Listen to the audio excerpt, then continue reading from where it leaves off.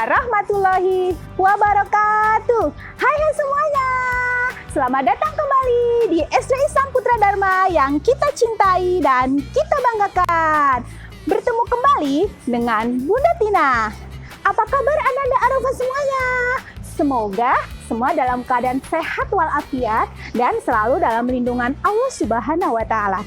Sebelum kita memulai pembelajaran pada hari ini, Bunda ingatkan kepada Ananda semuanya untuk like, komen, serta subscribe YouTube Putra Dharma Islamic School. Kali ini kita akan belajar tentang ITS, yaitu tentang peran Indonesia di organisasi ASEAN dalam berbagai kerjasamanya. Baiklah, kita akan memulai pembelajaran pada hari ini ya.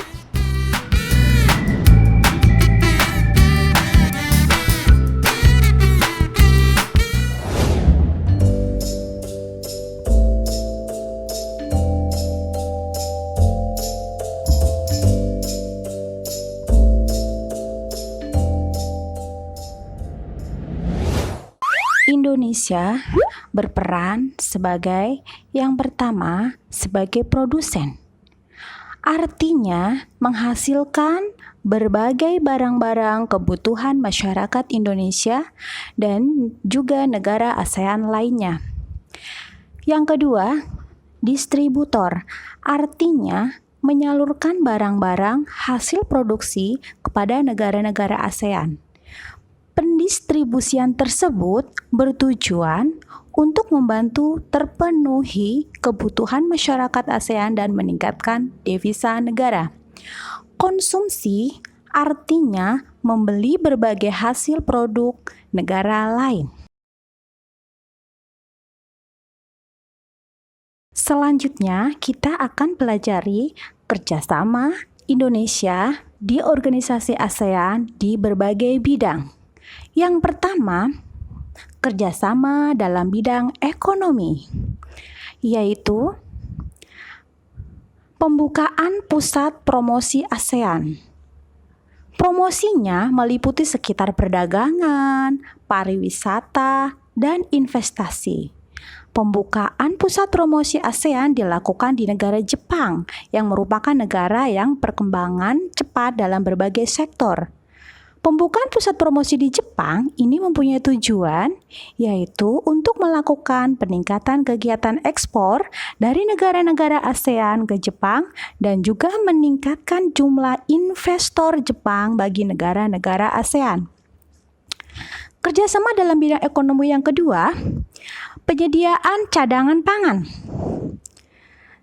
Nah, tidak hanya dilakukan dalam bentuk kerjasama, tetapi penyediaan cadangan pangan ini juga dilakukan dalam keadaan darurat. Misalnya, ketika salah satu negara anggota ASEAN mengalami krisis pangan. Negara-negara yang mempersiapkan diri penyedia cadangan pangan antara lain adalah Indonesia, Thailand, dan Singapura. Kerjasama dalam bidang ekonomi yang ketiga, penyelenggara proyek industri. Nah, beberapa proyek industri antara lain. Yang pertama, pabrik pupuk di Aceh. Yang kedua, pabrik pupuk di Malaysia. Yang ketiga, pabrik industri tembaga di Filipina. Yang keempat, pabrik vaksin di Singapura. Yang kelima, pabrik abu soda di Thailand. Kerjasama dalam bidang ekonomi yang keempat, yaitu berupa kawasan perdagangan bebas atau AFTA. AFTA merupakan kerjasama negara-negara ASEAN di dalam bidang ekonomi. Tujuannya adalah untuk meningkatkan daya saing negara-negara ASEAN dalam melakukan produksi untuk pasar dunia dengan adanya penghapusan bea dalam ASEAN itu sendiri dan dapat meningkatkan investasi oleh pihak asing secara langsung untuk negara-negara ASEAN.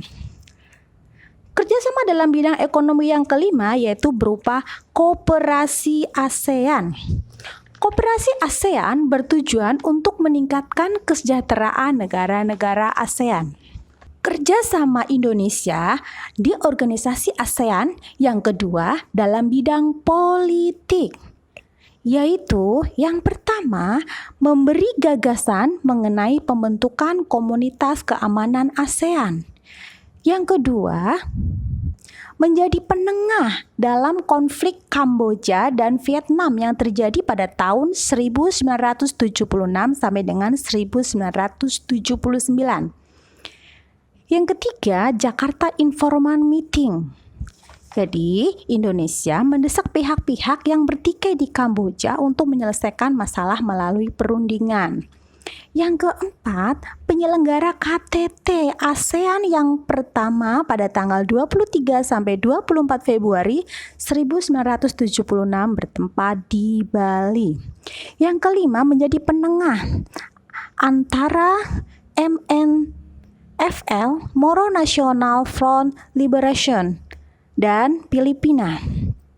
Yang keenam, memberi gagasan mengenai pentingnya hak asasi manusia. Kerjasama Indonesia di organisasi ASEAN yang ketiga dalam bidang sosial budaya, yaitu yang pertama, peserta dan tuan rumah berbagai kompetisi ilmu pengetahuan. Yang kedua, aktif dalam program pertukaran pelajar. Yang ketiga, peserta dan tuan rumah berbagai kompetisi olahraga internasional seperti SEA Games, ASEAN Games, Thomas dan Uber Cup, dan Olimpiade. Yang keempat, berperan aktif dalam kegiatan internasional. Yang kelima, memberikan bantuan kemanusiaan. Bagaimana Ananda Arafat semuanya? Sudah paham tentang pembelajaran pada hari ini? Mudah-mudahan semua sudah paham ya. Baiklah, selanjutnya Bunda akan sampaikan tugas kepada Ananda Arafat semuanya. Tugasnya adalah sebagai berikut. Tugas dikerjakan di kertas HVS, ditulis nama lengkap, kelas. Jangan lupa untuk didokumentasikan, dikirim ke Bunda Wali kelas masing-masing ya nak ya. Baiklah, pembelajaran pada hari ini cukup sampai di sini dulu ya. Mudah-mudahan dapat bermanfaat untuk Ananda semuanya ya. Bunda ingatkan kepada Ananda semuanya untuk selalu menjaga kesehatan, untuk memakai masker, untuk menjaga jarak, serta tidak lupa mencuci tangan. Dan Bunda selalu ingatkan kepada Ananda semuanya untuk selalu sholat 5 waktu, jangan sampai ketinggalan. Murojaahnya, zikir pagi, jangan sampai ketinggalan. Baiklah, sampai di sini dulu ya pembelajaran pada hari ini. Sampai ketemu di lain kesempatan. Wabillahi taufiq walhidayah. Wassalamualaikum warahmatullahi wabarakatuh. Sampai jumpa semuanya.